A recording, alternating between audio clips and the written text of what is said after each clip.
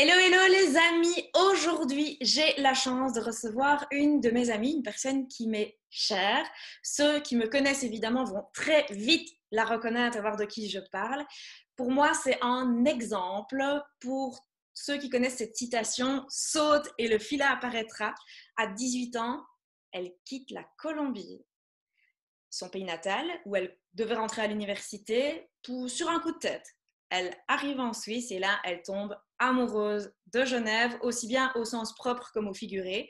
Elle est mariée depuis plus de 22 ans. Elle a 2 grands garçons qui sont de super gamins. Elle est coach pour entrepreneurs atypiques, responsable aussi de la journée de l'audace en francophonie.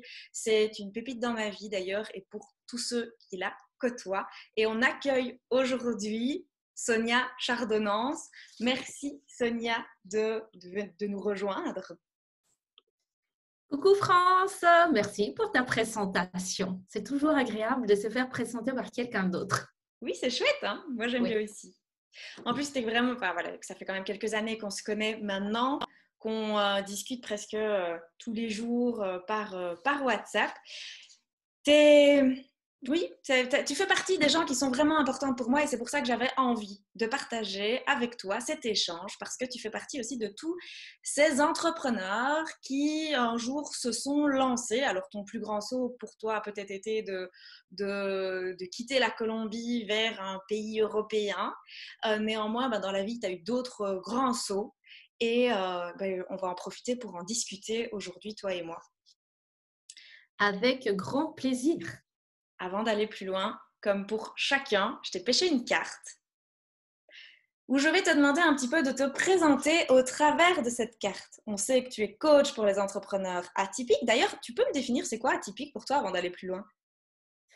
Alors, le groupe d'entrepreneurs atypiques, c'est des entrepreneurs qui sont au démarrage ou bien qui veulent devenir des entrepreneurs.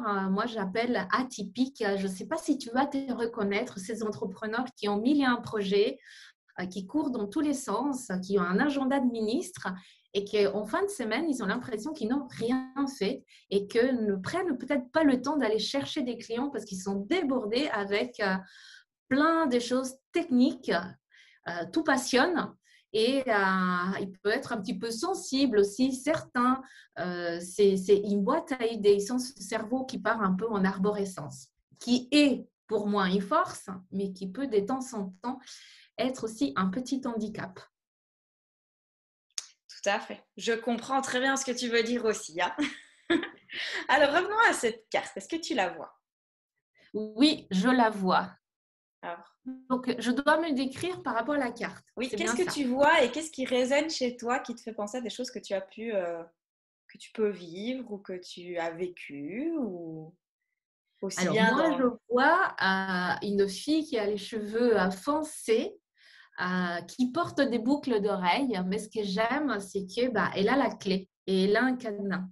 Donc, j'aime bien cette partie-là. Elle a la solution d'un côté, puis la problématique de l'autre. Si c'est une problématique, ça peut juste faire partie de sa vie et puis on n'en parle plus. Mais peut-être que cette clé pourrait être utilisée pour enlever les menottes qu'il a. Je l'aime bien. Je suis quelqu'un qui aime trouver des solutions. Ça fait partie d'un entrepreneur atypique également. C'est trouver plein de solutions et puis les yeux bandés et ne rien dire. Ça me fait penser à des fois on voit tout, mais en même temps on ne voit rien. Et c'est l'intuition qui nous porte. Et c'est une facilité que nous pouvons avoir également. En tout cas, j'ai cette facilité-là, mais pas toujours on l'écoute. Donc, des fois, on dit rien non plus et on a tellement de choses à dire et à partager. Qu'est-ce qui me fait son avis un petit peu atypique également. Mhm. Je ne sais pas d'où ça vient. Ça fait, je ne sais pas, même africain, colombien, mais un peu folklorique. Les couleurs sont sympas. Je ne sais pas ce que je pourrais te dire d'autre. C'est déjà pas mal. Ah bon, tant Si mieux. tu veux y revenir de toute façon en cours de route, il y en a qui reviennent sur la carte en disant «Oh, monte là, il y a un truc qui me vient, tu peux toujours me le dire et on te relance sur la carte». Je trouve que c'est intéressant ce que tu partages par rapport à l'intuition aussi. Il y a beaucoup d'entrepreneurs qui développent leur intuition justement dans l'entrepreneuriat. Cette petite voix qui parle en nous, qui est connectée à notre cœur et notre tête qui dit autre chose. Et c'est vrai, comme tu dis, le fait d'avoir les yeux bandés, d'enlever un des sens, ben, ça permet de développer aussi cette intuition, cette écoute de son cœur, de son âme aussi pour certains. Ouais, c'est ça. Alors, j'avais quand même envie de te poser d'autres questions. Tu n'as pas toujours été coach pour entrepreneurs atypiques. T'as fait quoi d'autre, toi, dans la vie? À partir de quel âge tu poses la question? Bon, ben, Alors, quand j'étais en Colombie, j'étais vendeuse. Je crois que c'est surtout ça que j'ai fait en Colombie. Et après, quand je suis arrivée en Suisse, j'ai fait du ménage, j'ai fait du repassage. Après, j'ai travaillé dans 2 agences de voyage et par la suite, j'ai été assistante des directions, puis comptable, chef comptable. Et grâce à un burn-out, je suis là avec toi et avec vous aujourd'hui. grâce à un burn-out. Donc, on peut Oui. se dire que, est-ce que pour toi, le burn-out a été un levier pour pouvoir faire ce qui t'animait au fond de toi? Oui, oui. Alors, c'est vrai qu'on dit souvent fais ce que tu aimes et c'est toujours très facile et très beau à lui dire. C'est un peu comme les livres, les contes des fées. Et on dit ça arrive qu'aux autres. Je pense que non. Je remercie vraiment ce burn-out parce que ça m'a permis de me poser des questions et de me rendre compte que je suis partie de la Colombie avec mes bases, on va dire, parce qu'on les fait quand on est enfant. Et sur le chemin, des fois, on peut se perdre. On peut suivre des chemins qui ne nous correspondent pas, mais on se laisse un peu guider par la vie. Tu sais, des fois, il y a des gens qui font des études et puis disent, je ne voulais pas faire ça, mais mon père, ma mère, mon petit ami le voulait, alors je l'ai fait. Et du coup, on se retrouve dans une sorte de vie qui n'est pas la nôtre parce que ce n'est pas ça qu'on aurait voulu. Et à un moment donné, je me suis rendu compte que moi aussi, j'avais suivi des chemins et j'avais fait des choix, pas en conscience, mais plus en me laissant influencer, entre guillemets, par des personnes ou par des situations. Et ce burn-out m'a fait me rappeler qui j'étais, d'où je venais et ce que j'aimais dans la vie. C'est un Donc, très beau c'est grâce à message, un ça. burn-out. C'est un très beau message pour toutes les, un super message d'espoir en fait pour toutes les personnes qui sont en train de sombrer ou qui sombrent ou qui justement sont en train de sortir d'un burn-out pour se dire ben tiens en fait le burn-out c'est jamais c'est un message qui te dit que t'es pas à la bonne place. Tu l'aurais peut-être interprété comme ça ou différemment. Tu aurais envie de leur dire quoi à ces personnes qui se posent mille et une questions par rapport à leur situation et qui vont pas bien justement. Je leur dirais 2 phrases que je me dis très souvent, peu importe les situations. La première, après la pluie, il y a le soleil qui arrivera. Et la deuxième, demain, c'est un autre jour. Ça, c'est 2 phrases qui me poussent beaucoup à aller de l'avant. Il ne peut pas faire qu'il y ait du beau tous les jours, on ne peut pas avoir qu'il y ait du soleil, c'est impossible, ça n'existe pas. Donc, il y a des périodes où la météo, elle est moins bonne, mais il faut continuer à avancer. Et puis, un jour ou l'autre, tout a une fin. Donc, même nos problèmes, même nos burn-out, ils ont une fin. Après, ça dépend de ce qu'on met en place aussi. Mm-hmm. On ne peut pas juste attendre comme ça que ça passe. Non, ça ne passe pas juste comme ça. Parce qu'on a notre corps qui nous lâche. Après, ça dépend. Les niveaux des burn-out sont aussi différents. Il y a certains qui ont besoin de prendre des médicaments, d'autres pas du tout. Donc, ça dépend. Mais ce qui est important, c'est, pour moi, en tout cas, c'était prendre conscience et me dire, OK, et maintenant, je fais quoi? Et dans l'œil, maintenant, je fais quoi? Ça a été quoi ta première piste de solution? Parce que tu disais tout à l'heure, moi, j'aime bien trouver les solutions. Ça a été quoi, toi, ta première solution pour pouvoir te dire, allez, hop, maintenant, on se remet en selle?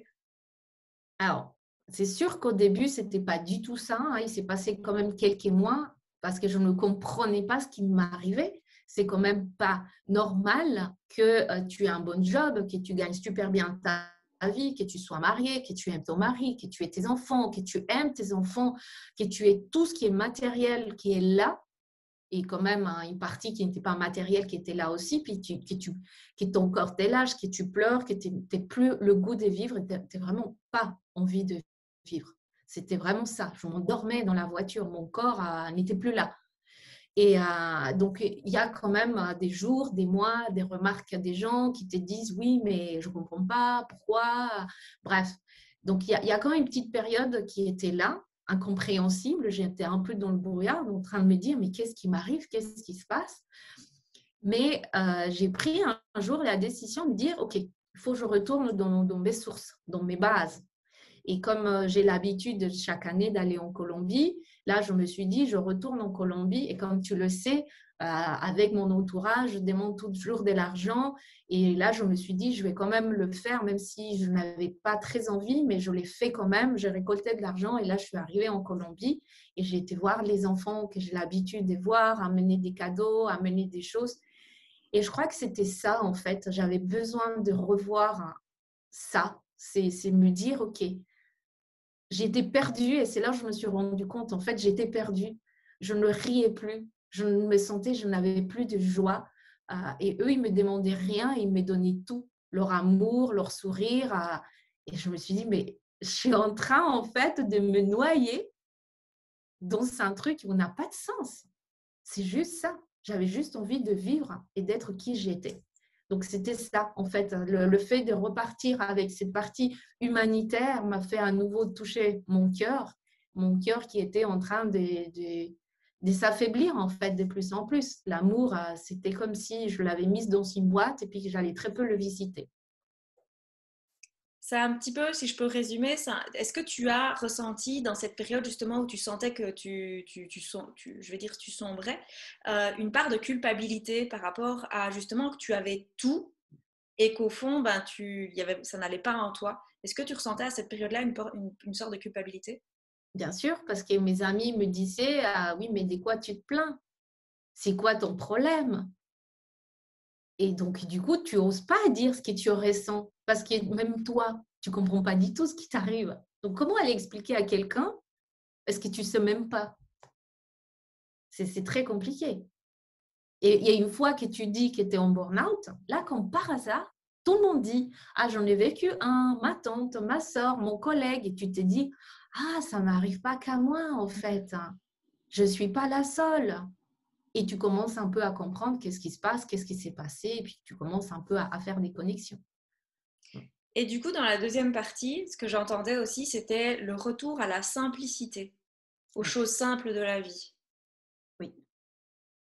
Oui, parce que le retour à la simplicité, c'était ça, c'était être là où j'avais envie d'être, avec les gens avec qui j'avais vraiment envie d'être. Parce que quand j'étais chef comptable, c'était là juste pendant que j'ai fait mon burn-out, j'étais entourée d'argent. L'entreprise fait du management de fortune, donc tout était argent. On parlait d'argent tout le temps, c'était argent, argent, argent. Et l'argent ne fait pas partie de mes valeurs hautes. Donc, j'étais en train de parler et de devenir quelqu'un que je n'avais pas du tout envie. Et c'est ça, au fait, qui a fait que. Donc ça, moi, ce que je retiens ici dans ce que tu dis, donc dans tes déclencheurs, tu avais ton burn-out qui a été l'acceptation que tu étais un burn-out, ça a été un déclencheur qui fait que tu as switché sur un autre style de vie, et aussi le fait de te rendre compte que tu n'étais plus aligné avec les valeurs entre les tiennes et celles de ta société. Ça, je pense que ce sont des choses importantes de rappeler à toutes ces personnes qui sentent qu'elles ne sont plus du tout alignées avec la boîte dans laquelle ils travaillent ou avec leur patron, leur employeur, pour pouvoir se donner le courage aussi de peut-être aller vers cette petite voie qui nous dit d'aller vers nos rêves ou vers des accomplissements de rêves qu'on avait enfant, pour certains. Donc, merci déjà pour ces deux grands déclencheurs que je pense que beaucoup de gens se reconnaîtront, parce que je pense que tu en reconnais aussi beaucoup, des personnes qui ont fait un burn-out et qui se réalignent à chaque fois après chaque burn-out. Moi, j'ai connu la même chose que toi. Et c'est comme tu disais aussi, c'est quand j'ai compris que je m'étais perdue, qu'en fait, tu commences tout doucement le chemin pour te retrouver. Oui. Quand tu es rentrée, par contre, quand tu es rentrée de la Colombie, qu'est-ce qui t'a aidé? Parce que tout le monde ne va pas partir en Colombie pour se rendre compte qu'il s'est perdu. Qu'est-ce qui t'a aidé ici en Suisse ou ailleurs pour pouvoir continuer ce chemin où tu te retrouvais? En fait, c'était un processus de partir en Colombie m'a fait me rappeler ce que j'aimais dans la vie. Est-ce que j'aime dans la vie, c'est l'être humain? Est-ce que j'aime dans la vie, c'est aider? Est-ce que j'aime dans la vie, c'est kiffer la vie? C'est vraiment vivre chaque jour, pas comme si j'allais mourir, parce que je pense pas du tout à ça, mais me dire que bah, je fais ce que j'aime et en plus, j'aide des gens. Donc, ça s'est fait comme ça. Et après, je me suis dit, OK, mais comment je vais faire ça? Parce qu'on m'a toujours, on me disait avant, hein, pas, peut-être pas à la fin quand j'ai fait mon burn-out, mais j'ai toujours été vue comme quelqu'un qui a beaucoup d'énergie. Et puis, je partage en fait cette énergie, je la multiplie. Je ne la garde pas pour moi. Et vraiment, je la donne, je la donne, je la donne. Mais je me disais, mais je vais faire quoi avec ça? Je ne vais pas faire un pot de confiture et puis mettre de l'énergie dedans et puis commencer à vendre de l'énergie. Ça n'existe pas. Donc là aussi, il y a un processus. Tu te poses des questions et puis tu dis, mais je vais faire quoi? Et puis comment je vais faire? Et après, bah, j'ai découvert ce qu'on appelle le développement personnel, que je préfère mieux c'est connaître. Donc, j'ai commencé à comprendre ce qui étaient les valeurs, et ce qui était important pour moi, comment je voyais mon futur et surtout, comment je voyais ma mort, quoi. C'est ça. Quand, le jour où je suis peut-être dans un lit ou en souffrance, que je me dise ça, que je me dise, mais j'ai une vie géniale. Pas que j'ai de regrets de me dire j'aurais pu, j'aurais dû, parce que c'est trop tard. Et je pense qu'au jour d'aujourd'hui, si ça m'arrive, je n'aurai pas ce regret-là. T'es pas la première entrepreneur que j'interviewe et je pense que tous, il n'y en a pas un jusqu'à présent qui m'a donné une autre explication par rapport à leur fin de vie, en train de se dire, moi je veux être sur mon lit de mort et être fière de ce que j'ai accompli et de ne pas avoir de regrets. Est-ce que tu associerais ça à une forme aussi de liberté? C'est joli ce que tu dis. Oui, sûrement la liberté qu'on se donne, que c'est autorise en fait, parce que ce qui se passe, et je me rends compte, c'est qu'on suit beaucoup ce que la société nous dit. Tu vois, le fait de s'éparpiller, si tu t'éparpilles à l'école, ben, tu vas plus recevoir des critiques que des c'est génial. Si tu es en classe et puis tu pars dans l'imaginaire à créer des mondes, des rêves, hein, pareil, on va te dire, ah, mais tu es toujours T'es nuage, lunatique. reviens ici. Donc, la société, depuis petite, te formate et puis te met dans des trucs parce que tu dois te tenir. Hier, je ne sais plus pourquoi je parlais avec mon fils qui a 10 ans. Il me dit, ouais, un tel n'a pas été sage. Et moi, ce mot sage, ça m'est… à chaque fois, le mot sage, ça, pour moi, sage, c'est une image. C'est vraiment le truc où tu bouges pas. Et nous, on voudrait, et je fais partie, hein, parce que des fois, ça m'arrangerait bien que mes enfants, ils ne bougent pas, ils ne parlent pas, ils ne me posent aucun problème. Je voudrais ça. Mais ça veut dire, bah, j'achète une poupée et puis je la mets à côté et puis on n'en parle plus. On ne peut pas être sage. C'est impossible. C'est moi, je ne sais pas qui l'a inventé et d'où il l'a sorti, mais c'est pas possible. Et en tant qu'être adulte, par la suite, bah, tu restes avec ces choses de il faut faire les choses carrées. Il ne faut pas déconner. Il ne faut pas parler comme si. Il ne faut pas, il ne faut pas, il ne faut pas, il ne faut pas. Mais et il, c'est qui? Il, déjà. Il faut. Bah, il, c'est quelqu'un d'autre. Ce n'est pas je faut. Donc, Je faux. vous la fait avec le il faut. Bah, si il faut, bah, que ça soit lui qu'il faut, pas moi. Ça m'a fait penser la semaine dernière, donc c'était, oui, il y a 2 semaines déjà bientôt, j'étais au Portugal et à un moment donné, j'ai eu une envie, on termine un atelier, il fait chaud et j'ai eu une envie d'aller sauter tout habillée dans la piscine. J'avais pas envie d'aller chercher mon maillot, j'étais au 2e étage, j'avais pas envie de monter. Et puis en fait, il y a ma sœur qui plonge dans l'eau et là je me dis trop bien, on le fait. Et là c'est comme si avec ma petite fille intérieure là qui faisait des bonds, qui se dit trop génial. Alors que il y a l'adulte qui se dit non quand même, va au moins chercher ton maillot ou tant pis si tu le fais pas. Et c'est vrai que là on vient sur il faut, ça ne se fait pas, faut rentrer dans le cadre. Ouais. J'anime des masterminds. D'ailleurs, j'en avais un et c'était assez rigolo parce qu'il y avait une fille qui disait ouais, mais les autres, ils vont penser quoi? Et c'est vrai que ces trucs aussi, les autres, ils vont penser quoi? Mais ça serait cool, pas complètement qu'on se dise on s'en fout royalement, mais quelque part, oui, on s'en fout ce que les autres y pensent. Et ce qui compte, c'est ce que moi je pense. Et surtout qu'on ne se rend pas compte qu'en faisant des choses parfois qui peuvent paraître délirantes, où on se poserait la question de tiens, qu'est-ce que pensent les autres, à ce moment-là, on peut les inspirer à faire eux aussi ce qu'ils ont envie de faire. Ouais, aussi. Tu le Et du sais. coup, tu t'es lancée dans la piscine Du coup, je me suis lancée à la piscine. et quelqu'un d'autre t'a suivi? Ah non, personne m'a suivi, mais j'ai une copine le lendemain qui, à un moment donné, on faisait un atelier justement sur les croyances et je sentais qu'il fallait que je la pousse dans l'eau. Et je suis allée la pousser dans l'eau à un moment donné, tout habillée. Elle m'a dit « Oh, depuis hier, je rêve de faire ça !» Voilà, mais on ne se donne pas la permission. Oui, vraiment. C'est Alors que juste là, vu ça. que c'était pas elle qui avait pris la décision, bah, elle se déchargeait de ça et en même temps, bah, elle est restée un petit peu dans la piscine parce qu'elle était toute excitée d'avoir fait ça, d'être allée plonger tout habillée dans la piscine. Ouais. Et ça fait du bien. Et ça fait du bien et on oublie que justement, quand on est en joie, on crée des hormones qui sont tellement bénéfiques pour nous. Quand tu es en dépression, tu es fermé, tu es triste, tu regardes vers le bas, ton corps est fermé. Mais quand tu es en joie, on est en ouverture totale. Et Et pour les c'est ça qui mangeurs, est génial. mais oui, et pour Hein. tous les mangeurs de chocolat, les buveurs d'alcool et ainsi de suite, bah, c'est les mêmes hormones que vous allez rechercher en fait. Sauf que là, bah, elle émane de vous. Vous savez produire cette hormone. Il n'y a pas besoin d'éléments extérieurs. Vous avez la faculté de produire cette hormone par vous-même. Ouais, tout à fait. Si tu avais, si tu avais un conseil à donner de ce qu'il ne faut surtout pas faire dans Faire la l'entreprise. gueule. Il faut surtout pas faire la gueule. Sourire, c'est contagieux et c'est gratuit. Alors, Génial. Je n'ai même pas le temps de finir ma question que c'est pas. Enfin, non. Mais c'est vrai, comme tu disais, moi, ça m'a un truc qui m'a surpris. Je vis dans la campagne, donc je m'en rends moins compte. Mais une année, on était à Paris et, euh, et tu vois les gens dans le métro, sur les trottoirs, ils regardent leurs pieds, ils regardent leur téléphone, ils sont habillés en noir et, et en fait, tu dis, mais comment est-ce qu'on peut être heureux quand on a ça, cette vie-là, en fait? Quand tu dis bonjour à quelqu'un et qu'à la limite, il se demande ce qui lui arrive, tu as l'impression que tu l'agresses alors que tu fais jamais que c'est un sourire ou de dire bonjour, bah, c'est parfois juste de mettre un sourire sur son visage. Parce qu'en plus, tu le sais bien, mais je vais juste le répéter, rien que le fait de sourire permet déjà au cerveau de produire les hormones de bonheur.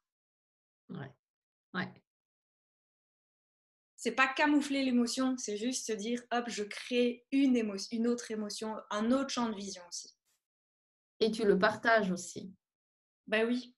Je trouve Peut-être que que tu es à Paris, que la personne d'en face s'est dit, mais pourquoi elle me sourit? Mais tu n'en sais rien. Peut-être que tu as changé la journée de cette personne. Peut-être, peut-être pas, mais c'est pas grave. ça me rappelle d'ailleurs un truc qui m'avait marqué, que ma grand-mère m'avait raconté. Elle avait un petit chien, un petit bichon, et elle était au marché, et le chien fait la fête à un monsieur. Et ben, ça ne se fait pas, donc elle tire sur le chien. Et le monsieur lui dit non, laissez-le, c'est la première personne qui me dit bonjour aujourd'hui. Et ça m'a tellement marqué de me dire, ah, il y a des gens, c'est vrai, ils sont seuls. Et parfois, juste un bonjour peut changer complètement leur journée. Ben, je me suis dit que j'allais dire bonjour à tout le monde. Ouais. Et c'est Même vrai s'il que... répond pas. Mais oui, on s'en fout parce que tu le fais pas pour eux, tu le fais aussi pour toi. Enfin, d'ailleurs, tu le fais J'allais d'abord dire pour un toi. troc.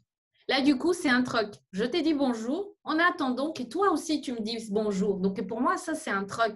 Et là, je ne suis pas en train de troquer. Je t'offre mon bonjour et je t'offre mon sourire. Tu le prends, tant mieux. Tu ne le prends pas, c'est pas grave. Je ne Tout à m'attends fait. pas que tu pars avec et puis que tu viennes après avec tiens, tu m'as donné ça, je te donne ça. La vie te le redonne de toute façon.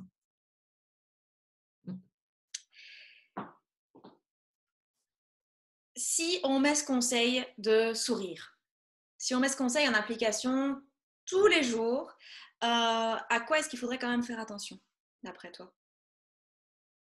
Si on met ce conseil de sourire tous les jours, à quoi on doit faire attention? Oui, est-ce qu'il y aurait quelque chose auquel on devrait faire attention? Ah oui, moi, des fois, quand je souris trop, j'ai mal. Je te jure, j'ai mal là. Je me dis, ah, j'ai trop souri aujourd'hui, surtout quand je suis en événement. J'ai la mâchoire un peu qui me fait mal. Donc, faites attention, si vous souriez trop, des fois, ça fait mal. En tout cas, c'est mon cas. J'adore. Il n'y a pas de contre-indication. J'adore parce que je savais que tu allais me sortir quelque chose comme ça. Donc, vous voyez le côté humour de Sonia. Sonia, c'est comme ça souvent avec elle. Tu aurais un autre conseil, hormis le fait de sourire? Est-ce que tu aurais un conseil à donner à tous ceux qui sont, qui sont des porteurs de projets, qui ont un projet de cœur, ça peut parfois même être déjà des entrepreneurs qui ont envie de se reconvertir dans d'autres choses, que ce sont des salariés qui ont envie de se reconvertir dans autre chose. Tu aurais un conseil à leur donner, hormis le fait de sourire? Oui, alors mon conseil est, on galère tous, on en a tous des problématiques. Celui qui ne galère pas ou qui n'a pas de problématique est en train de vous raconter des conneries ou bien c'est pas un être humain. Et quand on est entrepreneur, on voit souvent les autres et puis on se dit, ah ouais, mais lui, il avance, mais lui, il a fait. Et non, si, peut-être il l'a fait, mais c'est comme un sportif de haut niveau. On voit seulement quand il passe la ligne d'arrivée et on s'est dit, waouh, il a gagné. Mais on oublie souvent tout ce qu'il a mis en place avant, tout ce qu'il a souffert. Les chaussures, les baskets qui lui ont fait mal, des bras qui ont... Bref, on oublie tout ce passé et on voit qu'à la surface. Là, je souris, je suis avec vous, je suis contente d'être là. Mais même moi, j'ai aussi des problèmes. Donc, ne pensez pas que la vie est comme ça et que c'est facile et puis vous dites, c'est pas pour moi, je vais abandonner. Non, tout le monde a galéré. Tous les produits qu'on connaît au jour d'aujourd'hui, toutes les grosses entreprises ont un passé. C'est juste qu'on ne prend pas le temps pour aller voir ce qui s'est passé avant et combien de fois ils sont échoués pour arriver là où ils sont. Donc, si j'avais un conseil, c'était regardez aussi ce qui ne va pas chez les autres et dites-vous que quoi qu'il arrive, vous ne repartez jamais de zéro. Chaque jour, on avance un tout petit peu. Et qu'est-ce que vous pouvez faire pour avancer encore plus? Voilà, ça serait ça mon conseil. Mais ça, c'est un super conseil parce que c'est vrai qu'on a tendance à se comparer, à voir, comme tu dis, à la ligne d'arrivée. Et quand on se compare avec les gens qui sont déjà à la ligne d'arrivée, alors que toi, tu es peut-être seulement en train de t'entraîner parce que tu viens juste d'avoir l'idée de vouloir devenir, je sais pas moi, un marathonien ou autre, ben, ton estime de toi, elle diminue, ta confiance en toi, elle diminue. Et donc, tu n'as plus envie de passer à l'action parce que tout ce qui t'envahit, c'est le doute, en fait. Donc, je trouve que c'est un conseil ultra pertinent d'aller voir aussi qu'est-ce qui, par quoi les personnes sont passées. Et c'est pour ça que j'ai eu envie de créer ces interviews, pour aller montrer aussi l'envers du décor et les conseils que vous nous donnez tous, que ce soit toi ou les autres entrepreneurs qui sont avec nous et qui nous partagent aussi bah, leurs faiblesses. Tu as parlé de ton burn-out, leurs failles, leurs gros échecs. Il y en a qui ont parlé de leurs failles, qui ont parlé de leurs faillites, parce que bah, c'est important de se rendre compte que sur chaque réussite, il y a il y a des doutes, il y a de la souffrance, il y a des manques de confiance en soi, il y a plein d'émotions qui viennent derrière, qui nous ralentissent, parce que, bah oui, à une période, vous voyez la ligne d'arrivée, mais il y a eu tout le passé avant qui ont permis à sa personne d'arriver à une certaine forme de ligne d'arrivée, alors que pour eux, je pense que même pour toi, si on te disait, ah, bah tiens, Sonia, toi, tu es déjà arrivée à la ligne d'arrivée, toi, tu te dirais, ah non, non, non, moi, la ligne d'arrivée, pour moi, elle est là. C'est pour ça qu'on dit que ce n'est pas la destination qui compte, en fait, c'est le chemin. Et on n'arrive jamais nulle part. Parce Mm-hmm. que tu connais plein de gens qui disent ah, le jour où je vais gagner tant d'argent, je serai heureuse. Non, mais attends, tu ne vas pas attendre le jour que sois déjà heureux ou heureuse maintenant. N'attendez pas à. C'est tout ce chemin d'entrepreneur qui fait qu'on apprend, on tombe, on se relève, on modifie, on ajuste, on se pose des questions. Et c'est très, très, très important. C'est très... C'est plus qu'important ce que tu viens de dire. En fait, il y a plein de choses que tu dis qui sont importantes. Et chaque fois que j'ai une interview, je me dis, ah, c'est très important ce qu'il dit, mais c'est vrai. Sur le fait que le chemin c'est prendre du plaisir sur le chemin. Comme tu disais, si quand j'aurai autant, je serai heureuse. Mais déjà, c'est pas une loi de l'abondance. L'abondance, c'est soit heureux maintenant et tu recevras ce dont tu as besoin. Donc, euh, donc c'est juste d'incarner ce qu'on a envie réellement d'être. J'entends tellement aussi de personnes qui se disent, je voyagerai quand je serai pensionnée, je ferai ça dans X années, quand les enfants seront plus grands, quand chic, quand chac. Et au final, ben, tu tombes malade, ta vie ne représente plus du tout ce que tu avais imaginé parce qu'on change, on évolue. Et donc, c'est parfois de se dire, ah bah tiens, j'ai une envie profonde de partir 3 mois à l'étranger. N'attends pas ta pension, fixe-le peut-être dans les 5 à 10 prochaines années, peut-être maximum, si c'est vraiment important pour toi.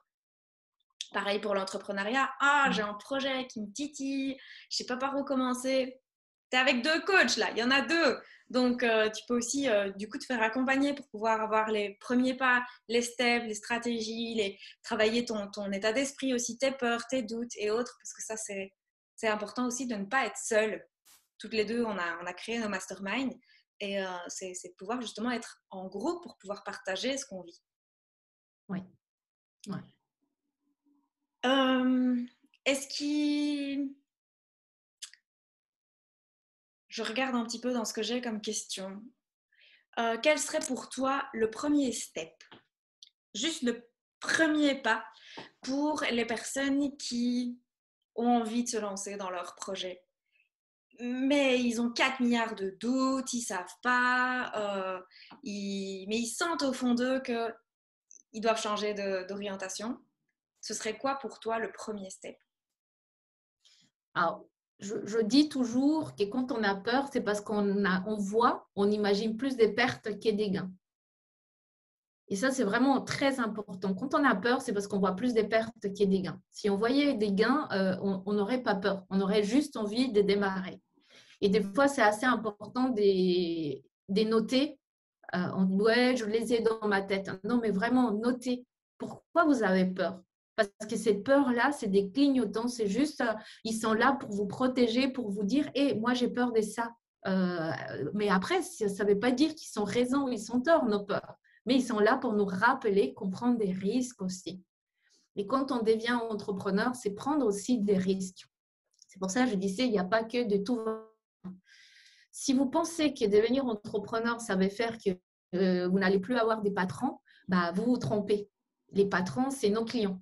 Parce qu'après, on travaille pour nos clients. Donc, quoi qu'on fasse, bah, il y a toujours quelque chose qui fait qu'on dépend d'autres choses. Ces gens qui disent, ouais, je ne fais rien, je suis au bord de ma piscine, bah, peut-être, mais tu as dû faire des choses avant. Donc, tu as quand même fait des choses et si ton produit, je ne sais pas quoi, s'il casse la figure, hein, peut-être que tu n'auras pas cette stabilité. Donc, peu importe ce qu'on fait, il y a ces peurs. C'est juste laisser écouter, les rassurer aussi. Et puis, après, moi, j'aime beaucoup la modélisation. Ça veut dire, si moi, j'ai envie de faire ça, est-ce qu'il y a quelqu'un d'autre qui l'a déjà fait? Est-ce qu'il y a d'autres personnes qui l'ont déjà fait et comment ils sont faits? Et je regarde qu'est-ce qui fonctionne chez moi parce qu'on est tous différents. Si moi, je donne des outils, bah, ça va fonctionner chez certains, mais pas du tout chez d'autres personnes.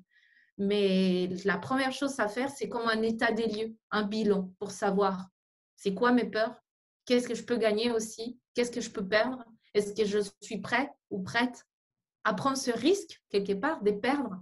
Parce qu'on perd en temps, on peut perdre des fois quand on devient entrepreneur, la famille ne suit pas les projets, donc on peut perdre des gens de nos familles ou des amis. Il y a plein de choses qui s'est fait. Donc, c'est faire un état des lieux. Ce qu'on peut ajouter aussi dans les pertes, c'est se perdre aussi au passage, si on ne Ouais. réalise pas ce rêve-là aussi. On en revient un peu sur ce que tu disais, tiens, au dernier jour de ma vie, est-ce que j'ai envie d'avoir des regrets ou est-ce que j'ai envie d'être fière d'avoir accompli un tas de choses? Donc ça fait partie de la balance. Hein. Ça fait partie de la balance auquel on ne pense pas spécialement.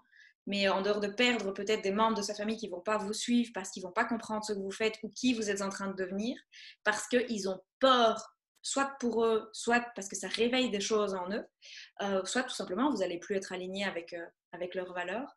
Mais c'est au risque de vous perdre vous si vous décidez de ne pas faire des choix. Voilà, ce que je voulais rajouter, c'était si vous voulez jouer au bowling, ben, rencontrer des gens qui jouent au bowling. N'allez pas chercher des gens qui jouent à la pétanque. Et ça arrive beaucoup chez les entrepreneurs. Tu veux devenir entrepreneur, bah, ne côtoie pas qu'il y ait des salariés parce qu'ils n'ont pas les mêmes conversations, ils n'ont pas les mêmes problématiques, ils n'ont pas eu les mêmes challenges et ils n'ont pas les mêmes challenges, ni la même vision. Vous voulez être entrepreneur? Bah, allez au Mastermind des France, par exemple. Entourez-vous des gens qui sont dans la même dynamique, dans le même état d'esprit. N'allez pas côtoyer d'autres personnes. Je ne dis pas hein, que vous pouvez voir personne d'autre, fréquenter d'autres gens, non, mais ça va vous aider à entendre, à parler dans la tête, à devenir un entrepreneur aussi. Et idéalement, entourez-vous des gens qui sont déjà plus avancés que vous, pas qui sont moins avancés que vous. Et dans l'idée de s'entourer de gens plus avancés que soi, c'est aussi de ne pas s'entourer de gens trop avancés parce qu'il y a un gouffre qui se crée. Et là, de nouveau, ben, eux ont des conseils qui ne sont pas adaptés à ce que vous vivez et à votre réalité parce qu'ils sont déjà des steps beaucoup plus hauts. Parce que ça Comme aussi, tu disais, ils sont déjà à la ligne d'arrivée et toi, tu es à peine en démarrage. Donc, faut être cohérent. Oui. Si tu avais un conseil lecture, quelque chose un livre qui pour toi t'a chamboulé, a peut-être transformé ta vision de l'entrepreneuriat, que tu aurais envie de conseiller, ce serait quoi? Alors, des livres, il y en a beaucoup des livres qui me plaisent beaucoup. Euh, je n'aurais pas un comme ça où je vais dire, ah, ça m'a changé ma vie, mais plus des films. Ouais. J'aime beaucoup les films qui parlent des vraies histoires. J'adore ça. Coach Carter, qui est l'un de mes préférés, par exemple, c'est toujours ce truc des dépassements. On a été mal vu parce qu'il y a les États-Unis, il y a du racisme, il y a plein de films, des histoires qui sont très inspirantes, qui me font, moi, plus du bien qu'un livre, en fait. J'aime ça. Donc là, si j'avais un à dire, ce serait Coach Carter. Ok, super. Donc, je mettrai le lien. Tu sais quoi, on le sait le trouver sur Netflix ou tu le trouves Oui, où? non, il est aussi sur Netflix. Ouais. Dans les idées des films aussi, on le trouve qu'en italien et en anglais, mais moi j'aime bien aussi l'histoire du créateur de Vespa. Tu vois les Vespa?